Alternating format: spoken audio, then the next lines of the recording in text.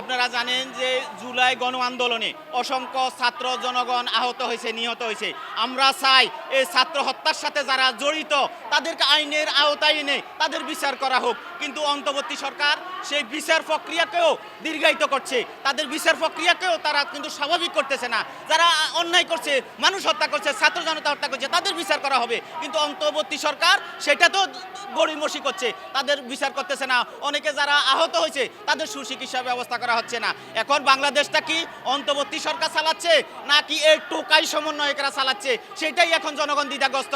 যে টোকাইরা বলে এক কথা, সমন্বয়ক নামক টোকাইরা বলে এক কথা, অন্তর্বর্তী সরকার বলে আরেক কথা। হ্যাঁ, এই যে এনপিসি বলা হয়েছে নাগরিক কমিটি, তারা বলে এই দেশে ভোট দেওয়া হবে না, ভোট আরো তারা বলার কে? এই দেশে যেহেতু অন্তর্বর্তী সরকার বৈধ হোক আর অবৈধ হোক, একটা অন্তর্বর্তী সরকার আছে, তারাই সিদ্ধান্ত নিবে এই দেশে ভোট কখন হবে। কিন্তু নাহিদ ইসলাম বলে এই দেশে ভোট হবে না। আরে নাহিদ ইসলাম তুমি কে বলার? হ্যাঁ, এই দেশের 18 কোটি মানুষ এই দেশের মালিক, এই দেশের জনগণ ঠিক করবে যে ভোট কখন হবে, এই দেশে অন্তর্বর্তী সরকার ঠিক করবে যে ভোট কখন হবে। তুমি বলার কে যে এই ভোট হবে, এই বছর হবে না অমুক বছর হবে? তোমার তো বলার এগুলোর অধিকার নাই, কারণ তোমরাও হ্যাঁ এই দেশে যে অসংখ্য ছাত্র জনতা হত্যা হয়েছে, আহত হয়েছে, নিহত হয়েছে, তাদেরকে যারা আইনে হত্যা করছে তাদেরকে যেমন আইনের আওতায় আনা উচিত, এই দেশে অসংখ্য পুলিশ সদস্য নিহত হয়েছে, আহত হয়েছে, তাদেরও আমরা এই দেশে সুষ্ঠু বিচার চাই। তাদেরকে যারা হত্যা করছে তাদের বিচার হওয়া উচিত। অনেকে মনে করে যে গণ আন্দোলনে যারা পরাজিত হয় তাদের ন্যায় বিচার পাওয়ার অধিকার নেই।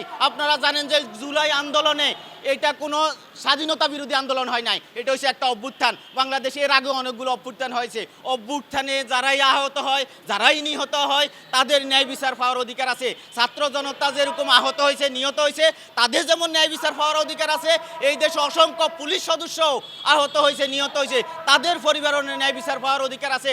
আমরা বলি যে ছাত্র জনতা যারা নিহত হয়েছে তাদের পরিবার তাদের জন্য কান্নাকাটি করতেছে, তাহলে পুলিশ যারা নিহত হয়েছে তাদেরও পরিবার আছে, তাদেরও ঘর সংসার আছে, তাদের ছেলেমেয়েরাও তাদের বাবা মায়ের জন্য কান্নাকাটি করতেছে, তাহলে তারা কেন ন্যায় বিচার পাবে না?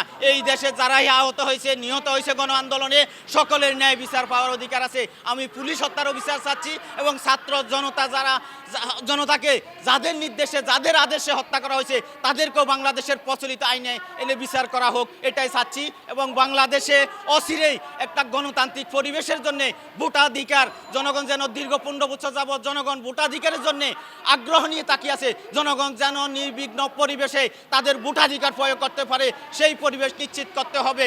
এখানে নাহিদ কি বলল, সমন্বয়কেরা কি বলল, সেটা দেখার বিষয় নয়। অন্তর্বর্তী সরকার যদি সহসায় নির্বাচন না দেয়, এই দেশের মানুষ অন্তর্বর্তী সরকারের পদত্যাগের দাবিতে রাস্তায় নামবে। কারণ অন্তর্বর্তী সরকারেরও স্মরণ রাখা উচিত যে মঈনুদ্দিন ফখরুদ্দিনও বাংলাদেশে বেশি দিন টিকতে থাকতে পারে নাই, অন্তর্বর্তী সরকারও বেশি দিন টিকে থাকতে পারবে না, এদেরকেও দেশ থেকে ফালাতে হবে।